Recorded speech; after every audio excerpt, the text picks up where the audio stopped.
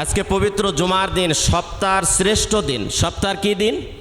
শ্রেষ্ঠ দিন। আজকে শনিবার, রবিবার, সোমবার, মঙ্গলবার, বুধবার, বৃহস্পতিবার, শুক্রবার, এই কয়েকটা দিনের ভিতরে সবচাইতে দামি দিনটা হচ্ছে আজকে শুক্রবারের দিন, জুমার দিন, যেটাকে আমরা বলি।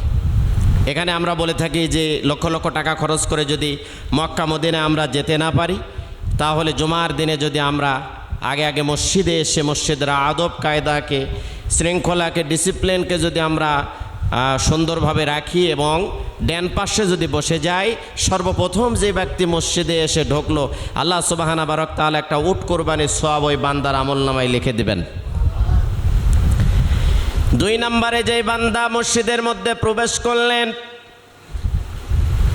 একটা গরু কুরবানি করলে যেই পরিমাণ সওয়াব হয়, আল্লাহ রব্বুল আলামিন বান্দাকে ওই গরু কুরবানির সওয়াবের পরিমাণের সওয়াব ওই বান্দার আমলনামায় লিখে দেয়।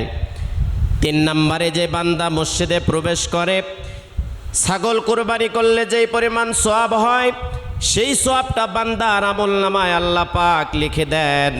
এভাবে আস্তে আস্তে করে মুরগি, এরপরে ডিম সাদাকা করলে যেই পরিমাণ সওয়াব হয়, সেই সওয়াবটাও আল্লাহ রব্বুল আলামিন বান্দার আমলনামায় দিয়ে দেন। জুমার দিনে জানালায়, দরজায় চতুর্পার্শ্বে ফেরেশতারা বেষ্টন করে দাঁড়িয়ে আছে, আল্লাহ পাকের হুকুম পালন করছে। ফেরেশতারা যেই বান্দাটা সর্বপ্রথমে মসজিদের মধ্যে প্রবেশ করে, দরজায় একটা ফেরেশতা দাঁড়িয়ে আছে, তার কাজ হলো শুধু লেখা।